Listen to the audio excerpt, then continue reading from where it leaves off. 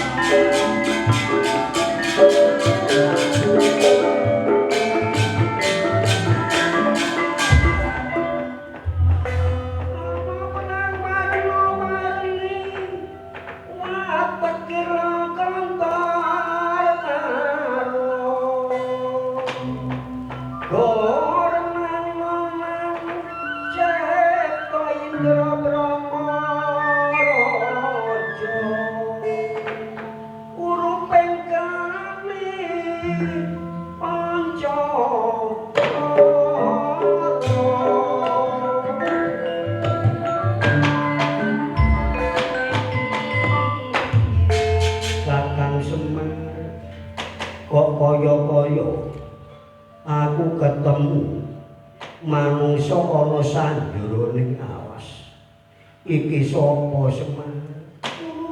Menawa sing ati-ati Den. Niku wonten Pandhita Ndara. Nggih Ndara. Dheweke kuwaturi kang waspada Ndara. Niki wonten Pandhita Jalandara. Inggih Wulandara Ndara. Tegese Pandhita boten gadhahi papan panggonan. Nek eling kula niku masa kebiyen Mas. Gak salah iya tuh wonge biyen. Kuwi iki kok iso dawa umure Pendhita iku Cuk. Kakang Semar. Sapa jenenge Semar? Sampeyan takoni. Sedyanipun napa ngoten? Dewa Jagat. Sang Hyang Binathara Dewaya Bathara. Sapa kang dadi asma endi pinangka lan sedya apa banjur sirang wangi ngadang-adangi lakuku yo yen pancen nyata jeramu burung weruh karo aku Pandhita Wulandara tegese Pandhita sing ora duweni papan panggonan. Lah dening aku jeneng aku duwe. Ya aku begawan Rama Barbawa kang dadi paparapku. Sediamu apa? Kumawani metuki karo kanang Ratu Maespati Harjuna Sasrabahu. Yo yen ora sisip sumendhang Kinarasakta dawuhe Bakulun Sanjang Kaneka Putra. Aku dikongkon ngenteni jamaning Ratu Maespati kang asma Harjuna Sasrabahu. Apa siramu? Iya pancen ora sisip sumendhang Kinarasakta. Yo aku Harjuna Sasrabahu. Iki dene aku kepingin tanding yudha lan siramu ora lega, ora lila, ora lenggana. Saiki aku takon, bojomu kabeh pira? Bojomu kabeh pira? Yen ora luput 801 iku bojomu. Lah yo yen pancen nyata kaya ngono bojomu 801 sing 800 ganjaran mateni Raja Sewu ana keraton Sela Perwata nduk nika semana. Aku krungu kabar iki dina mula bukane tak pikir-pikir tak rasa-rasa negaramu bejat mergo ora mikir anane negara, ora mikir anane para kawula sing mbok pikir bojomu tok ya kaya. Iki dina aku ora trima waton manungsa sing kurang tata kaya awakmu iku. Yen pancen kaya ngono ora ngerteni menawa Rajuna Sasrabahu yen siramu ngadang lakuku apa piwandhut wandama iki sing tak jaluk. Waton nyata siramu urip ana ing alam bebrayan iki dene tak sampurnakno pati mergo atak sejuwing kahananmu.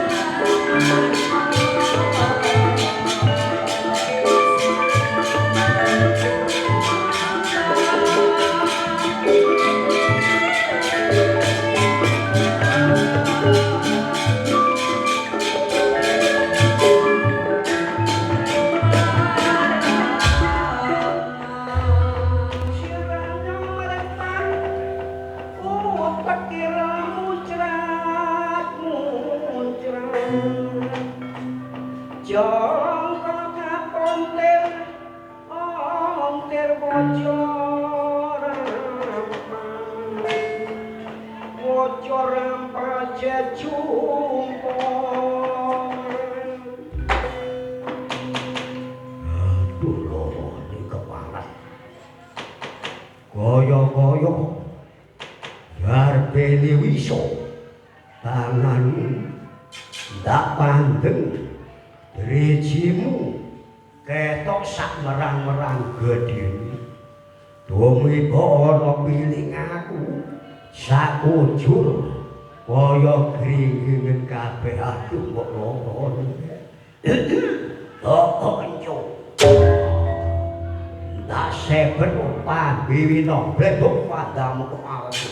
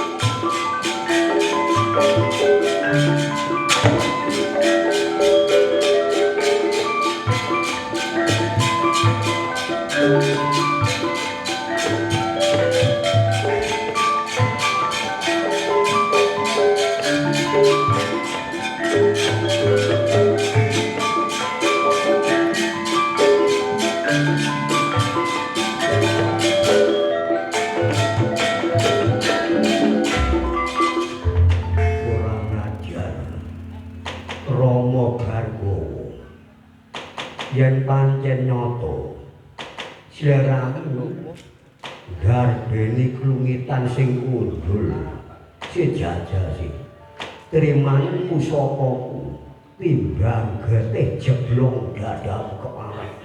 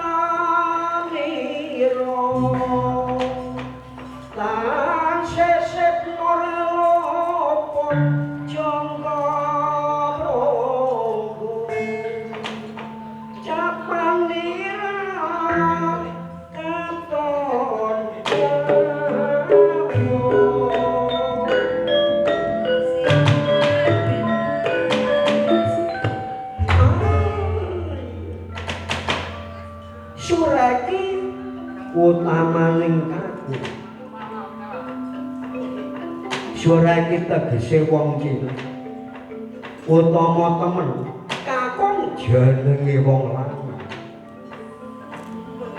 ngocolaken brajanira tan sisih ngocolaken tegese gawana braja gegama tan sisih ora jaga prombul capanira dawuh jaga tegese gulu prombul tugel dawuh rata tanpa talipun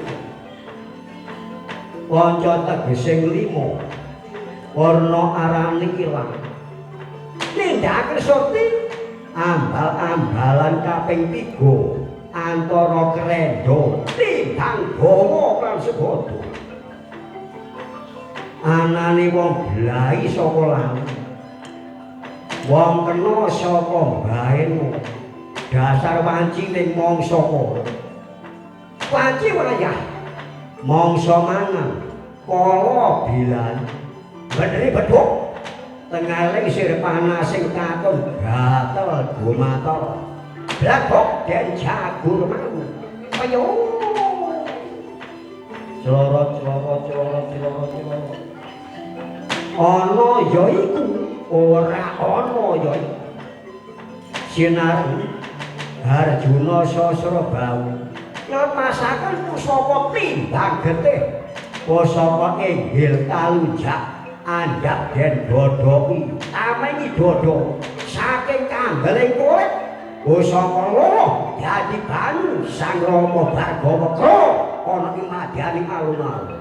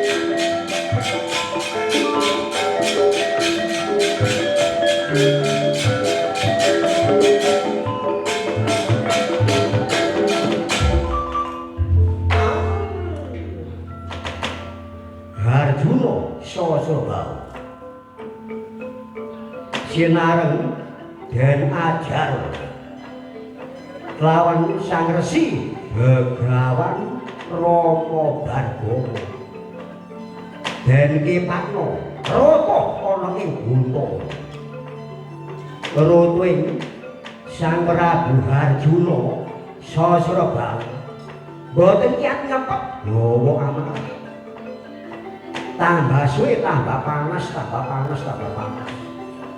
panas sing obo mayak sopeng gajah ger jatuh raksasa petung gunung tangane Sang Prabu Arjuna Sasrabau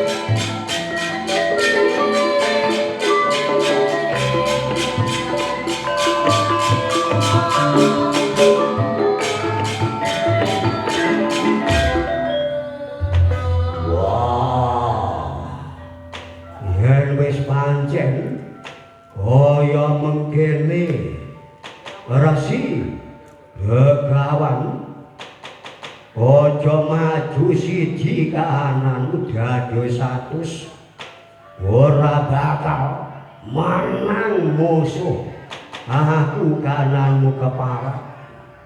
Maju, ndak seplak ajur mumur pandang. Arjuna sosoba. Mubal kanang sore. Sansodanu sasopanas sasopanas.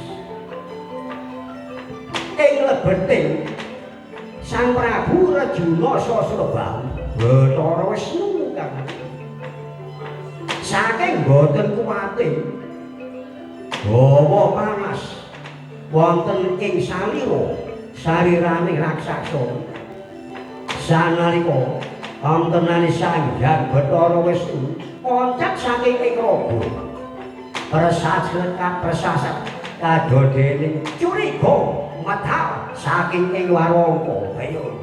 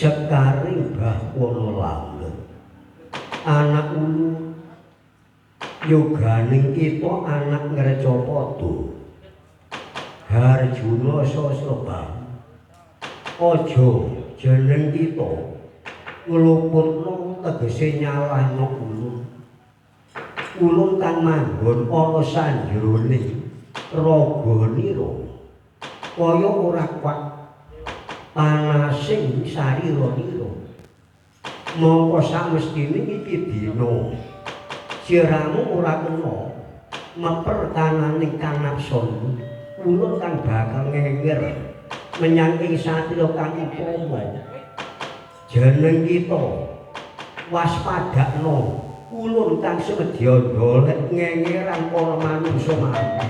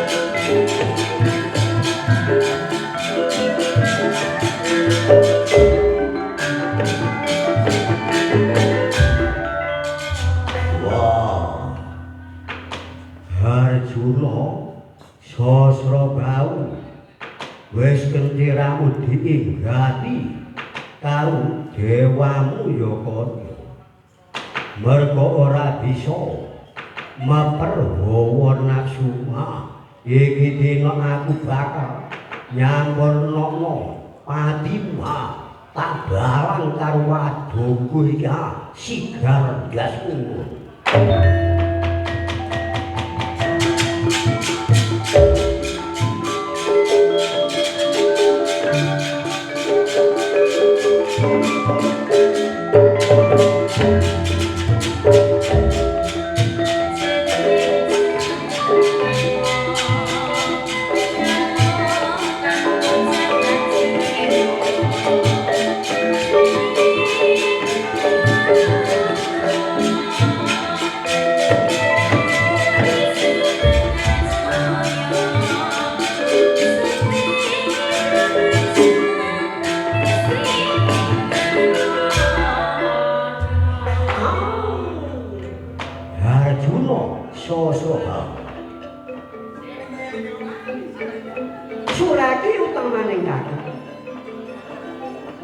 Surai kita tegese wong cilik utama temen kakung jenenge wong lanang. Wau, to sampun kacariosan. Harjuna Sasrabahu. Sampun boten wonten Bathara Wisnu ingkang manunggal. Dewa-dewani ketentreman. Sinareng Bathara Wisnu oncak saking ing raga. Raganing Prabu Harjuna Sasrabahu tontonane sang Resi Begawan mandeng dhateng ananing sang Harjuna Sasrabahu den balangaken pusaka wadung kanane ingkang sirahe sang Prabu Harjuna Sasrabahu prateng lema geblak dikdolok.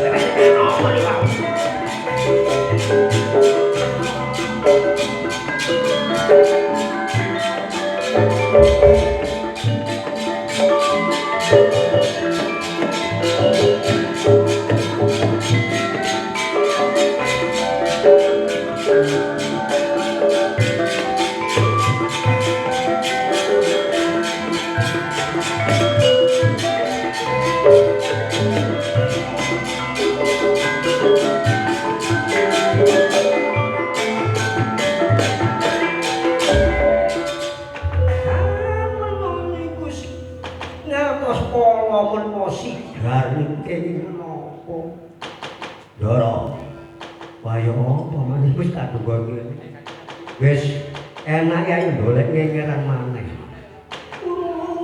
Ndolek nang ndi maneh. Ndolek menungso sing cedhak rembesi maju, sing cedhak ahli kasukapan. Ayo melayu ndolek kok dibletek karo. Ya iku mangan.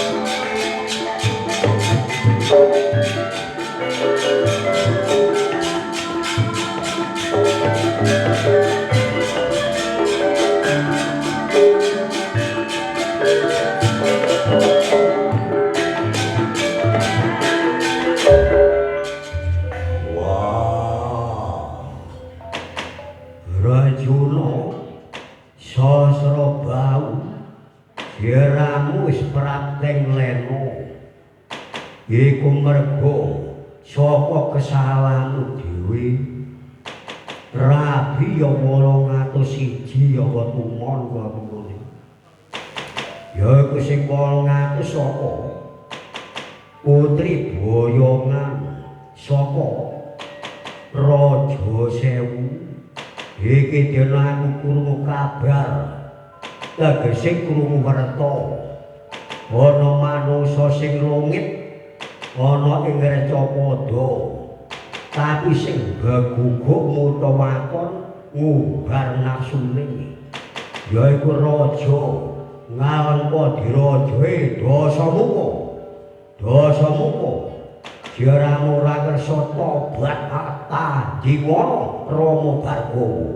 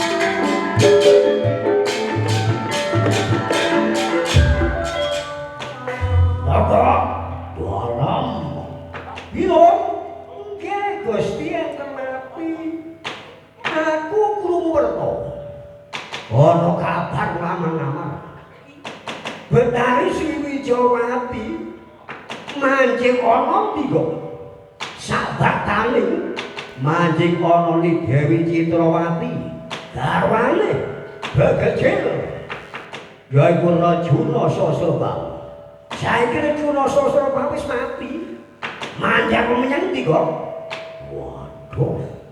Nang ndila kira-kira ya nang kene ae Kang Bondi. Nek rasaku ya nggo bang marang kene manjinge padha pun nglocot ngono. Gegerangan Ndara. Wah Dasamuka. Aku ana alun-alun Kraton Ngalengkadiraja. Yo aku Pandhita Wulandara. Reksi Begawan Rama Bargawa. Maju yen jeramu ora maju tak obrak-abrik kok mantep anak. Sapa sumber karo aku teko ajar.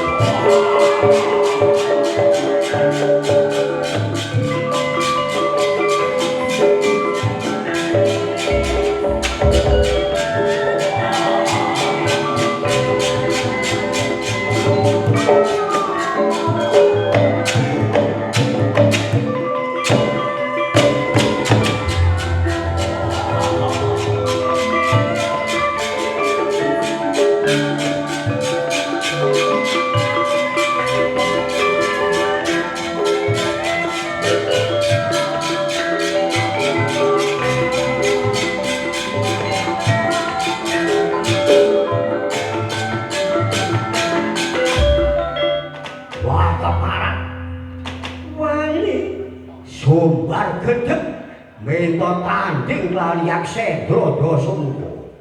Apa wis bosen urip ta kaya ngono? Kirang sapa? Lan sediamu wani nyombari lan Dasamuka. Apamu sing kon pamerno? Yo, yen nyata siramu guru weruh karo aku.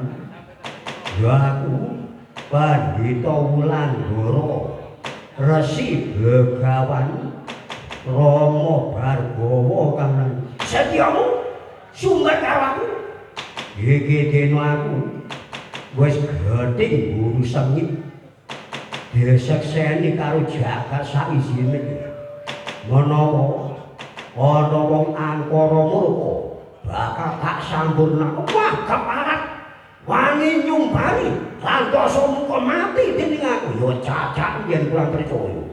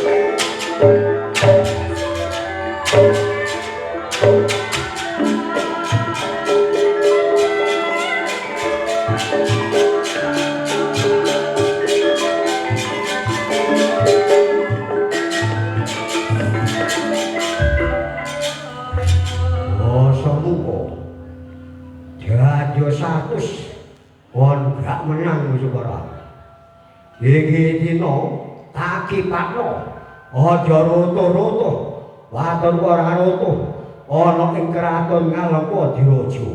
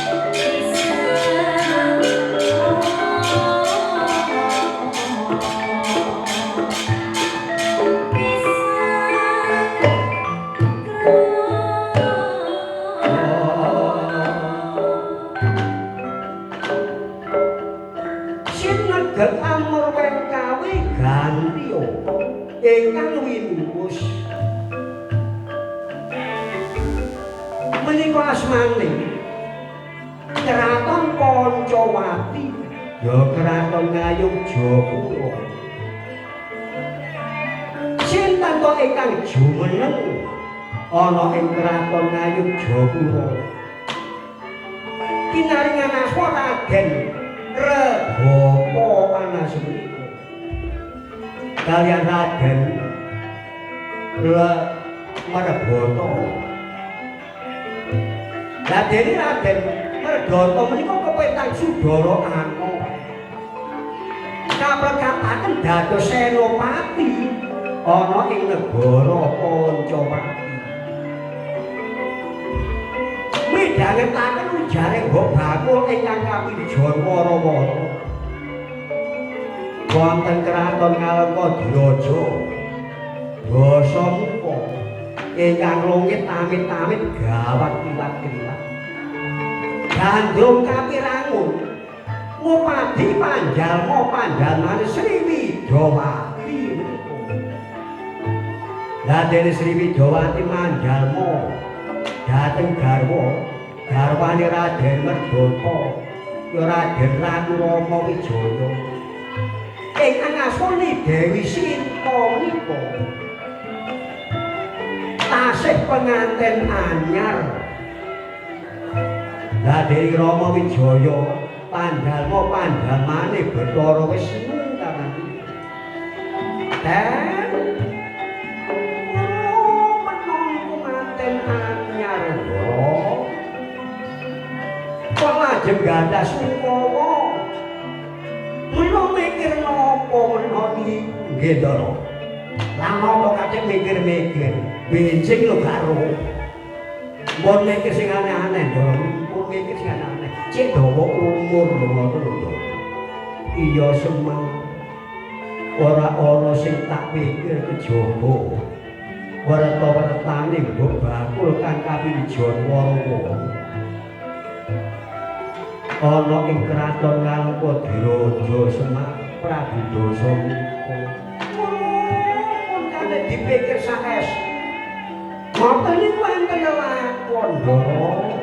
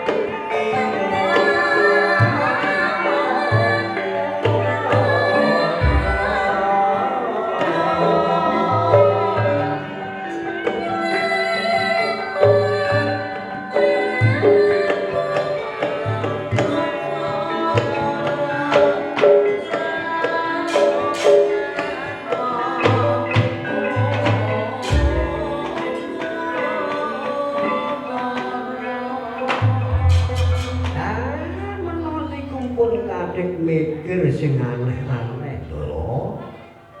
Menungso niku mung saperdo nglakoni.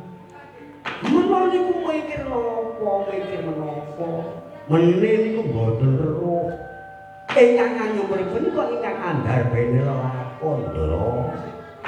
Ya Kakang Badralaya. Ora sisik sumendang pendakwah. Ana sing tak pikir Gusti. Kapan Jeramu ratu saka ing Pancawati yaiku Regawa karo Merdata Rama madhuwa menyang jaba anti ana alun-alun kraton Pancawati ya aku Rama Bargawa ya aku Rama Prasu matuwa mumpung burung tak orat-arit keraton watek-watek Raden Lesmo kepireng subar gedeng meta tanding sanalika medal tanpa pamit lan ingkang rama nyatakaken ingkang subar menika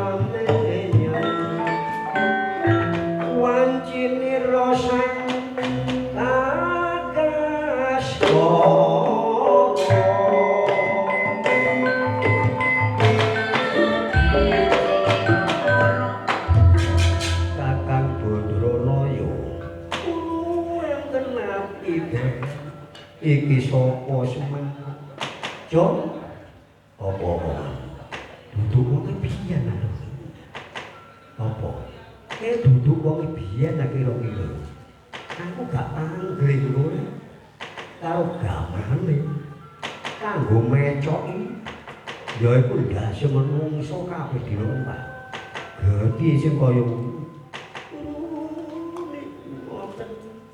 kula eling jamane Bendara kula Harjuna Sasrabahu ingkang mejahi niku kirangan jenenge kula lali sapa jenenge Cuk Rama-rama ya padha karo jenenge bedharane Rama padha tapi kula ora Bargawa nggih Rama Bargawa jenenge niku Dewa Jagat kira-kira sedya apa Kakang Semar kirangan kula nggih boten seru sampeyan takoni ya sejatine siramu sapa kang dadi asmamu Wijil saka ngendi kok banjur bengok-bengok kanca karo karo adhiku Lesmana Dewa nganti kejodi yodani yo yen pancen nyata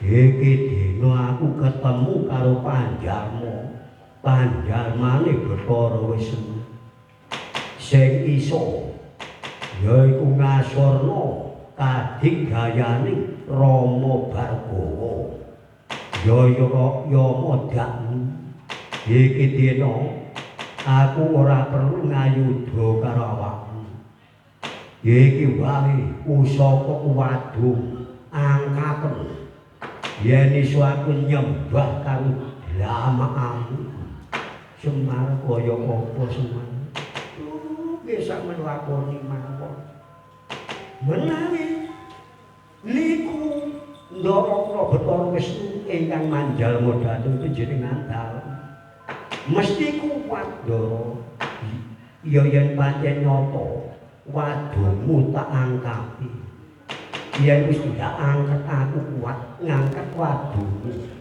siramu kudu tobat yo aja mbok terusno anggonmu ngupaya swijining satriya sak jagat iki yo Rama tanggung aku Batara iso ngangkat wadungku sing tak gawa iki Sang Rama Wijaya sanalika piyambak sedya ngangkat wadung menika tandha yakti menawi wadung den angkat tiyak anggone ngangkat nyata yakti panjalmane Sanjang Bathara Wisnu sanalika kamtenane wadung den angkat tugel manjing dhateng angga angganing Sang Raden Regawa Baya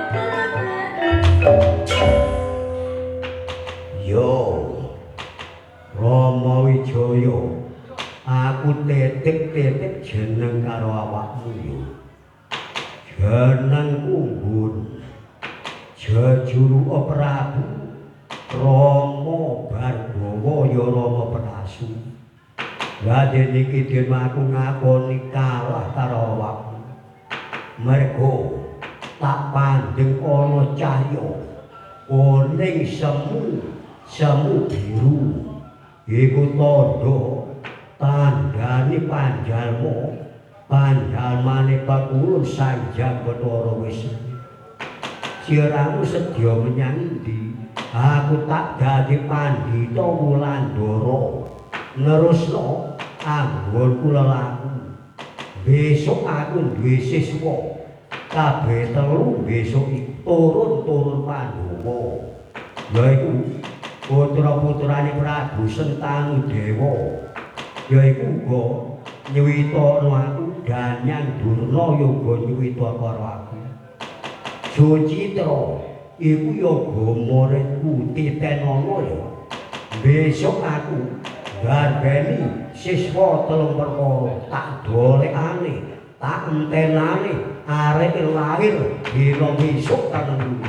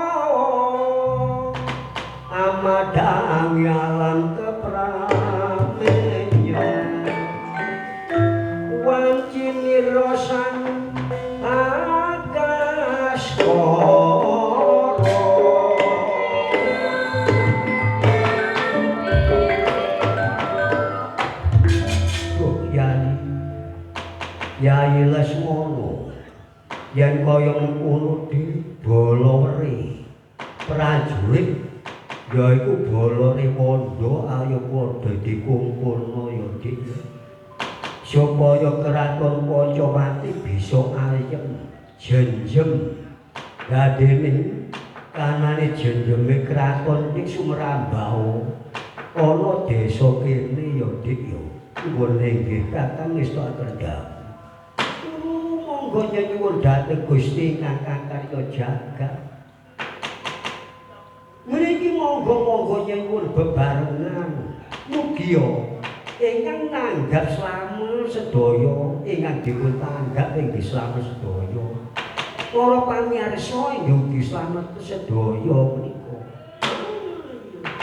Wontenane Raden Rama Wijaya ngempalaken Balaweri prajurit kenyong tegese prajurit Ripondo